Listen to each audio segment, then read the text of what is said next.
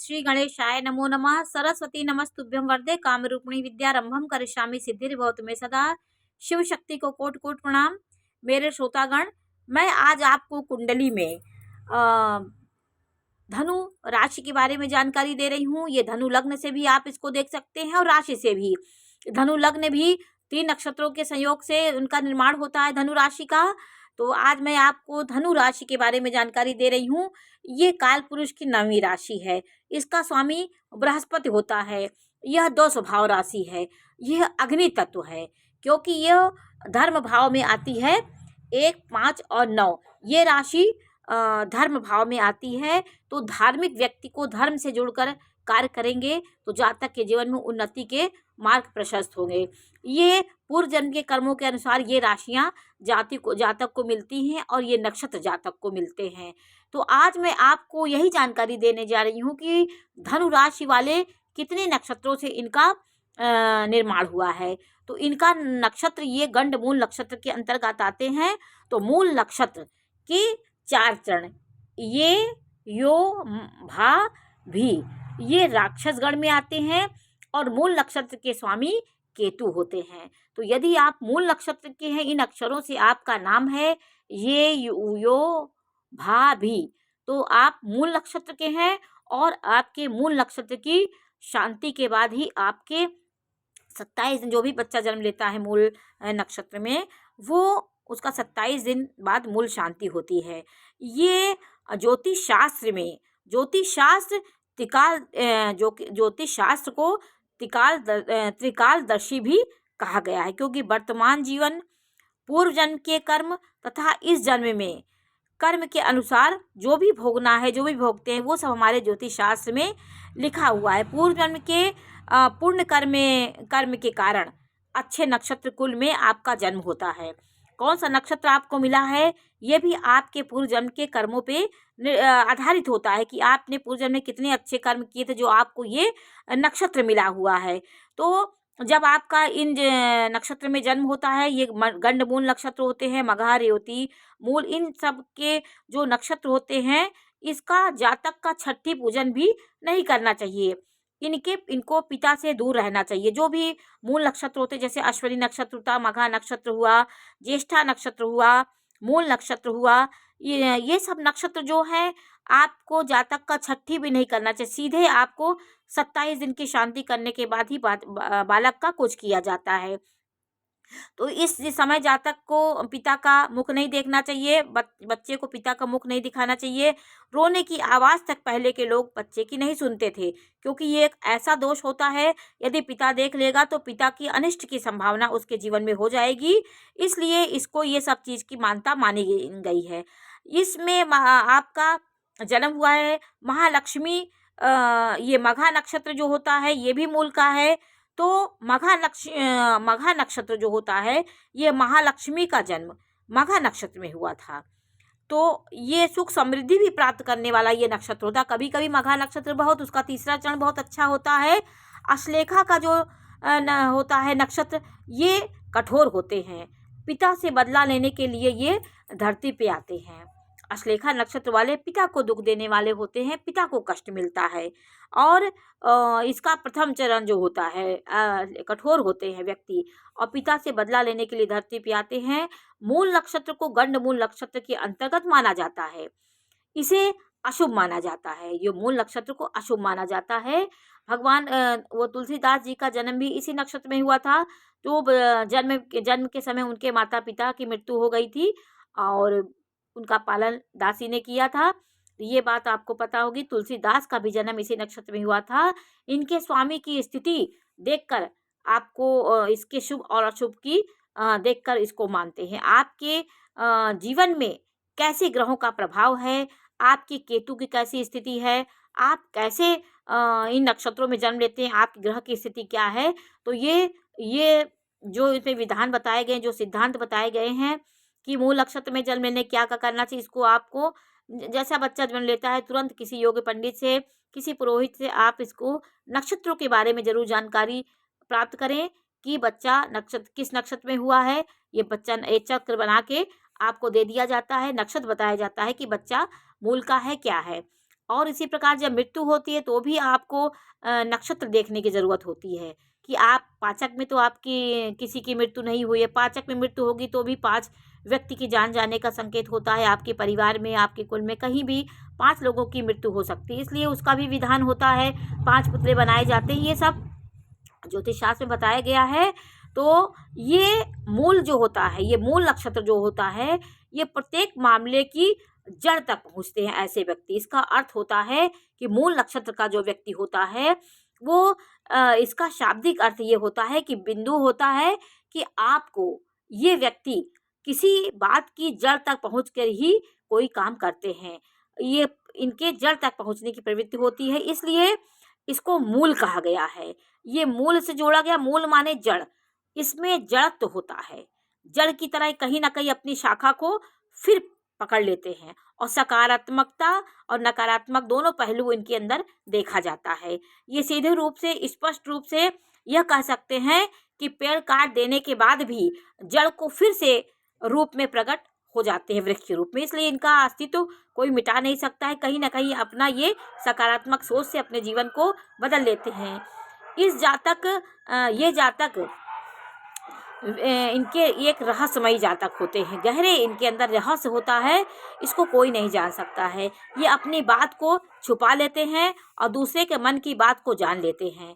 पूर्वाभास की शक्ति इनके अंदर बहुत होती है। मूल नक्षत्र की लड़कियां जो होती हैं वो अपने ससुर के लिए बहुत अच्छी होती हैं, अलौकिक शक्ति के धनी होते हैं, क्योंकि परा वैज्ञानिक जो है, जो तंत्र मंत्र की अदृश्य शक्तियों से जो के प्रति जो आकर्षित 2 व्यक्ति होते हैं, वो पूर्वानुमान, पूरा आभास लगा लेते हैं। वो इन्हीं नक्षत्रों के अंतर्गत जातक आते हैं।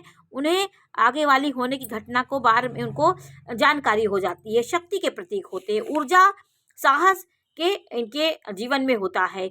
ये जातक बहुत संघर्षी होते हैं और अपनी जड़ को कभी खत्म नहीं करते। कहीं न कहीं इनकी जड़ फिर से उत्पन्न हो जाती है। ऊपर से पेड़ कट गया लेकिन जड़ कहीं न कहीं है, तो फिर से अपना अस्तित्व ये बना लेते हैं। अब रहस्य के साथ ये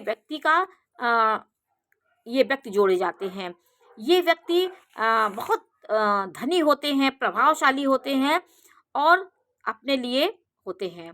ये व्यक्ति परोपकार, पालन, सृजन करने वाले इनकी प्रवृत्ति हो, सृजनात्मक प्रवृत्ति होती है, अपने अस्तित्व को मिटने नहीं देते हैं।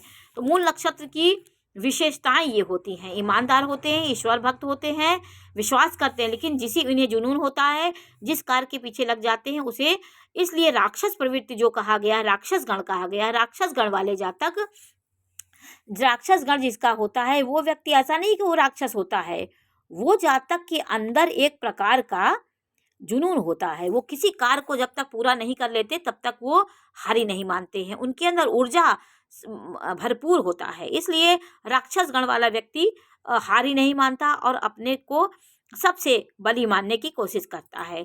और देवगण वाले कभी कभी निष्क्रिय हो जाते हैं, अधर्म नहीं कर पाते।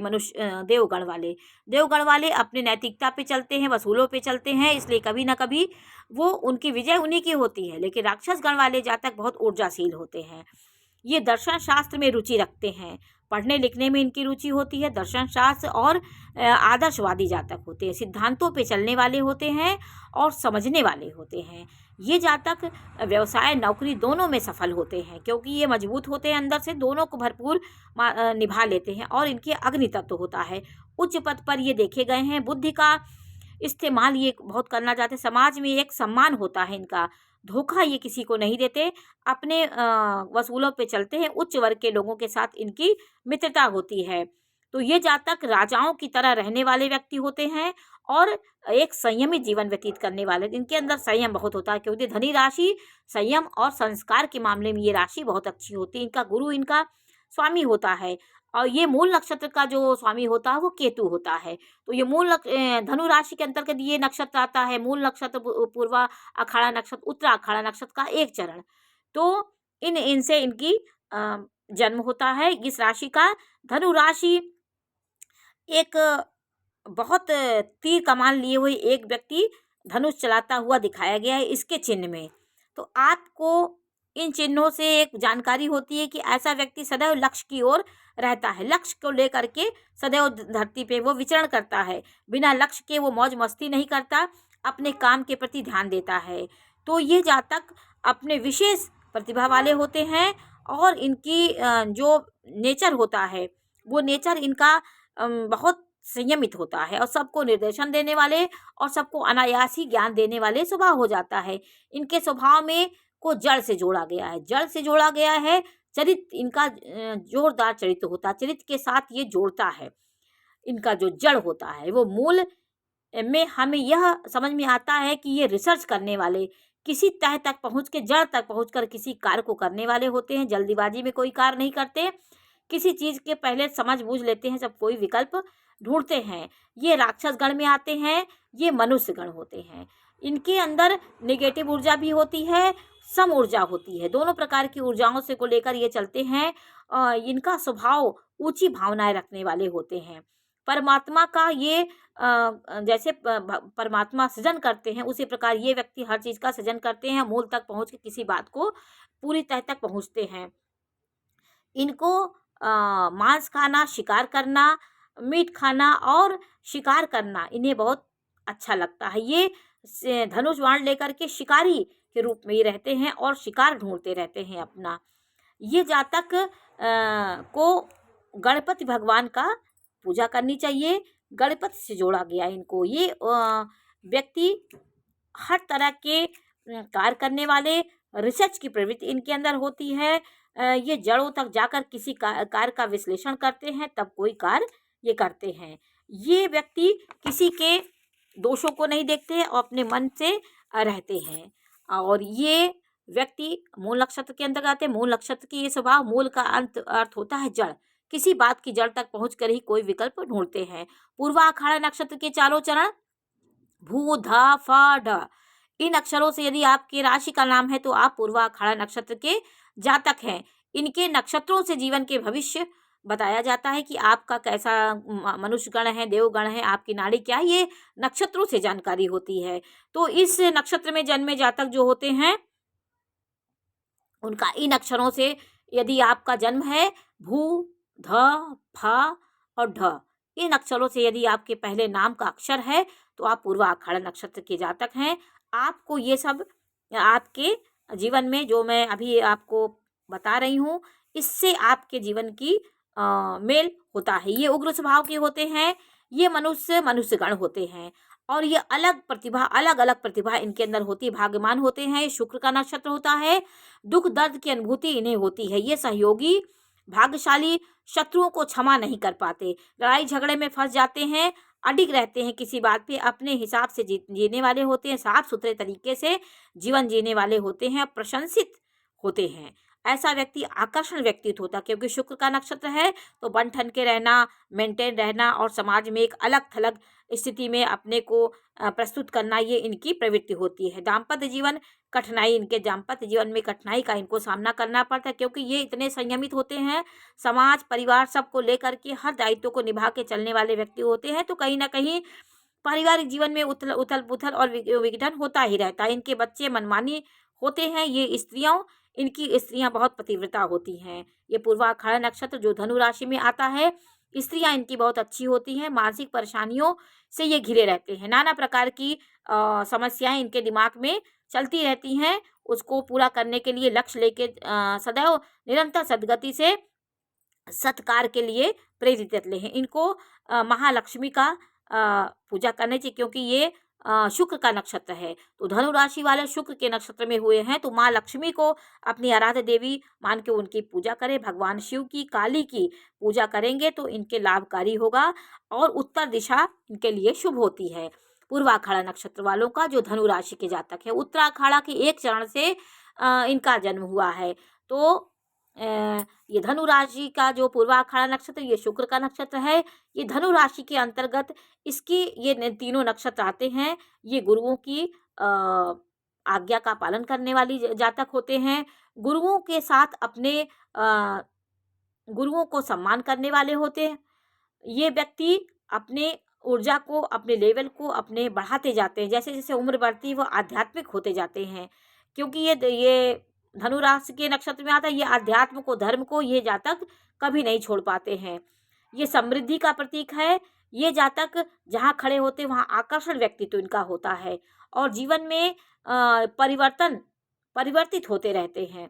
ये जातक अपने दिमाग से अपने लक्ष्य को ध्यान दे के कार्य करते, पुरुषार्थ की ओर, इनका मोक्ष पुरुषार्थ की ओर ये जाना चाहते। भगवान के नाम का सुमिरन इनके जीवन में रहता है। कहीं ना कहीं ये धर्म से जुड़ के धार्मिक आयोजन करते, अच्छे कार्य करते हैं, तो इनके जीवन में बहुत ऊंचाई पे ये पहुंचते हैं। तो ये उत्तराखाड़ा नक्षत्र के बारे में थोड़ी सी जानकारी। अब मैं आपको उत्तराखाड़ा के एक चरण से इनका उत्तराखाड़ा नक्षत्र के एक चरण भे अक्षर उत्तराखाड़ा के एक चरण से 9 चरणों की एक राशि होती है।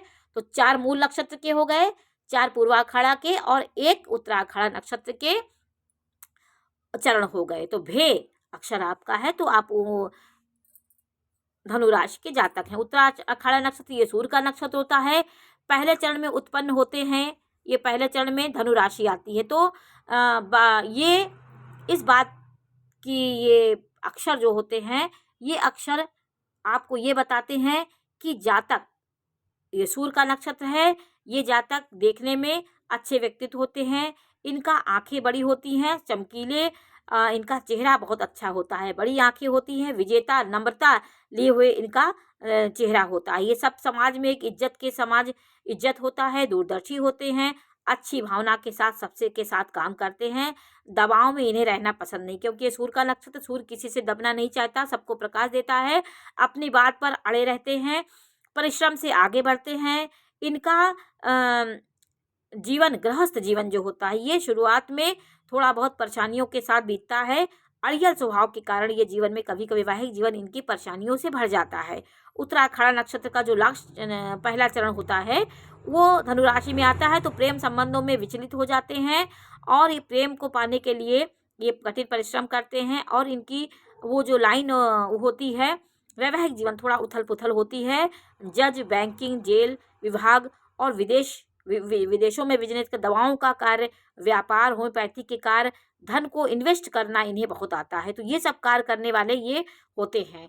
इन्हें जीवन में पेट की समस्याएं बनी रहती हैं, खून की समस्याएं होती हैं, आपको जैसे फेफड़े की समस्याएं, चमड़े की समस्याएं, और आपको जैसे बहुत बीमारियां होती हैं जो ये नक्षत्र देता है। सूर्य को जल भी देना आवश्यक होता है। आपको ये सब समस्याएं आए तो सूर्य को आप निरंतर जल दीजिए, क्योंकि सूर्य का ये जो भी मंत्र ये सूर्य का इनके अधिपति हैं, गुरु इनके स्वामी हैं उत्तराखाड़ा के। तो आपको सूर्य की आराधना करनी चाहिए। वाहन चलाते समय आपको सावधानी रखें, कर्ज आपको नहीं लेना चाहिए। माता पिता के प्रति आप सजग रहें तो आपके जीवन की अच्छी शुरुआत होगी। कभी कभी घर की समस्याओं से आप घर भी छोड़ देते हैं, लेकिन माता पिता के प्रति आपको पूर्ण लगाव होता है, आप अपनी जिम्मेदारियों को निभाते हैं, अच्छा काम करना पसंद करते हैं। इस नक्षत्र के जातक अपने अच्छे कर्मों से पहचाने जाते हैं। तो इनका एक शोध कार्य होता है, हर चीज़ को ये गहन अध्ययन करके ही उसके निष्कर्ष पहुँचे हैं। जल्दीबाजी में कोई कार्य नहीं करते, उग्र होते हैं, राबीले होते हैं, ज्योतिष, पुजारी, वकील और बहुत बैंकिंग लाइन में डॉक्टर भी हो सकते हैं। बहुत अच्छे अच्छे पद पे ये जातक जाते हैं।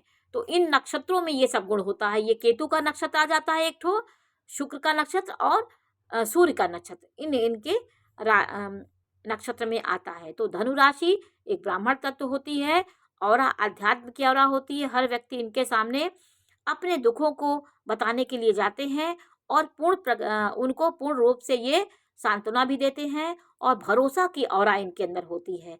ये सबको भरोसा दे करके उनके दुखों को दूर करने की क्षमता इनके अंदर होती है, आध्यात्मिक औरा होती है।